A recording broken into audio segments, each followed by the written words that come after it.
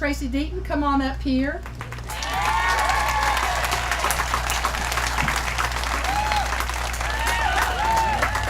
I suspect she's got a bone to pick with the legislature, wouldn't you say? Oh, I think they know I'm trouble.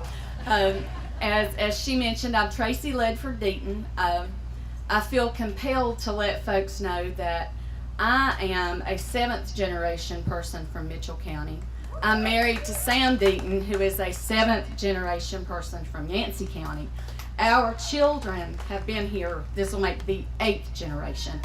So when Governor McCrory thinks that it's folks who aren't from North Carolina raising all this ruckus, he's barked up the wrong tree this time.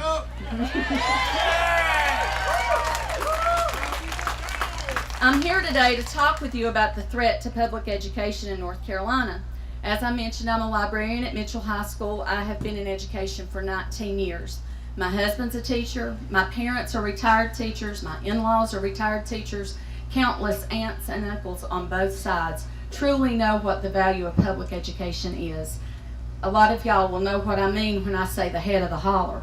And my mom and daddy grew up in the head of a holler. And their ticket out of that holler was education. And it is the great equalizer. So I'm very passionate about public education. And as this old saying goes in this area, I have never seen the beat in all my life. I can't quite wrap my mind around all that they've done to erode public education in such a short amount of time. Most of my educator friends will say, I knew that it would be bad, but I didn't realize it would be this bad. So I challenge each of you as we try to keep this moving forward into the next election, that you make sure when you go vote that there's 10 to 20 folks that you've had some influence with, because you're getting some awesome talking points here today from all aspects of this assault on North Carolina. And you're well armed, and you can talk an informative discussion with anybody who might have any questions about what the goal of this state legislature and governor is. The Governor and General Assembly have done a number on public education this session. If you'll allow me, I'll share with you a brief recap of the damage. This budget eliminates 9,306 education positions in North Carolina. 5,184 teachers, 3,850 teacher assistants, 272 support personnel. You're talking about librarians, counselors, psychologists, your support folks at your schools. I'll bring that down to a little local level. Mitchell County alone, we lost funding for 7 teachers and 1 assistant. I have seen the numbers for the surrounding areas, but I'm not going to speak those because I'm afraid I'll mix them up. And I've had folks ask me, well, who lost their job?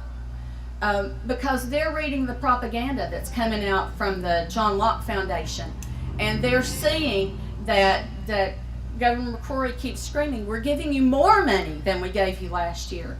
But you guys know that doesn't equate to adequate funding for education in North Carolina. Our student enrollment has continued to climb in North Carolina while the funding has continued to shrink. And it's just a smoke and mirrors effort on their part to make sure that folks, when they just look at that number, think, well, we adequately funded it, when they did not. It provides no pay increase or any step increase for teachers, and no pay raise for any state employee. In fact, my salary is less today than it was 5 years ago. Many teachers will tell you that same thing because the cost of our insurance has gone up. The new numbers haven't come out. North Carolina is ranked 46th in teacher pay and 48th in per pupil spending. And when those numbers come out, I'm telling you, Mississippi's having a party. They have, with this year's budget, we will undoubtedly fall in those rankings. While gutting public education, this General Assembly has appropriated $50 million towards a voucher program that allows students to go to even a religious affiliated school and use these funds. Additionally, charter schools have fewer regulations for expansion. They can just expand without being approved to expand. and their teachers have to have fewer certification requirements. I believe it was 50% of their K-8 teachers have to be certified. Again, if I misspeak, it's not on purpose. The North Carolina budget eliminates career status for all teachers, placing everyone on a 4, 2, or 1-year contract by 2018. And I will speak for a minute, if you'll allow me, about career status and tenure. Folks seem to have this conception that teachers think that once they have tenure, that we're all running up and down the hall saying, you can't fire me, I've got tenure. I can assure you that that's not what tenure is. It's not what career status is. That simply means that we have due process when it comes to teacher dismissal. I'll remind you that we are approved by an elected board. So that's where the fear comes in. These boards are elected to serve as school board members, and if that's an elected board, then someone can decide they want so-and-so to have a job.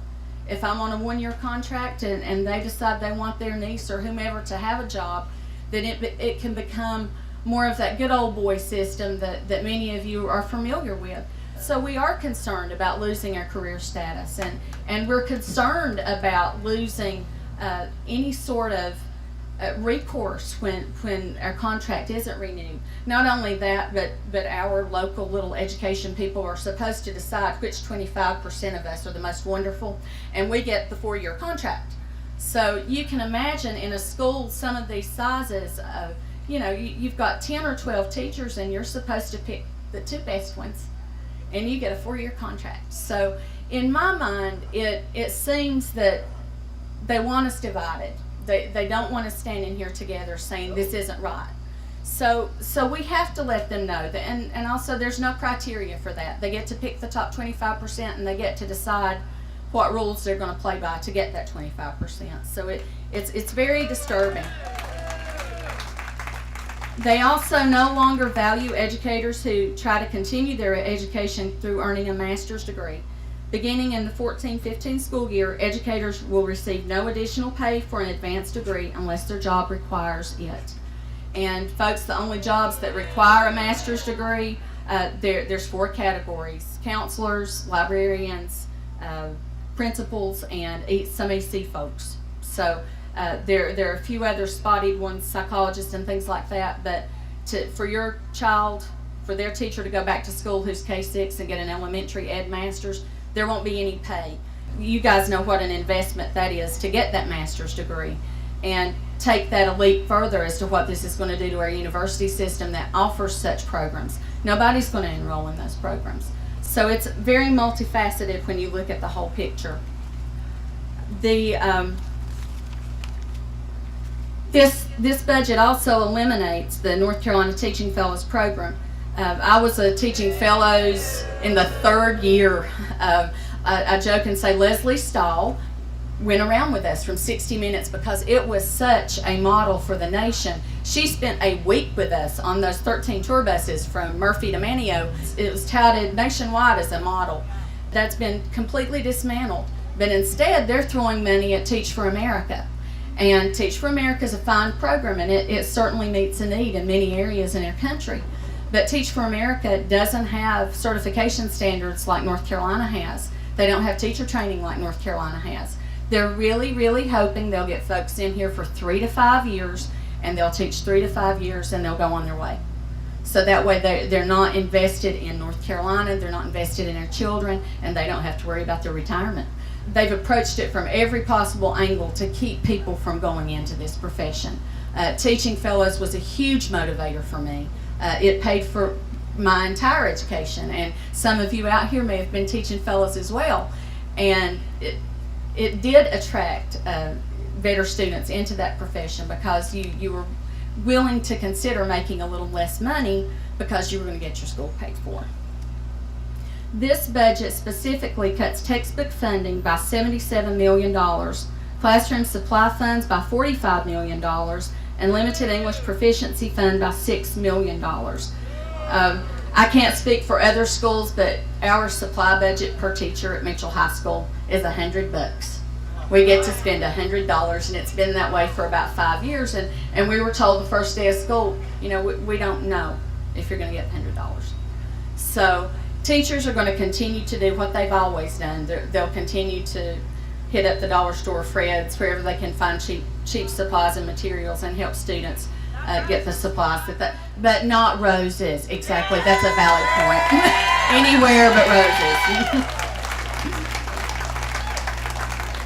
So I'm going to end with, I recently read this somewhere, and I wish I could attribute it somewhere, but I read it somewhere in cyberspace, and I don't think it's an actual quote. But if it's important to you, you find a way to make it happen. And if it's not important to you, you make excuses. Well, I'm tired of the excuses. And we've heard excuse after excuse after excuse. Our kids deserve better.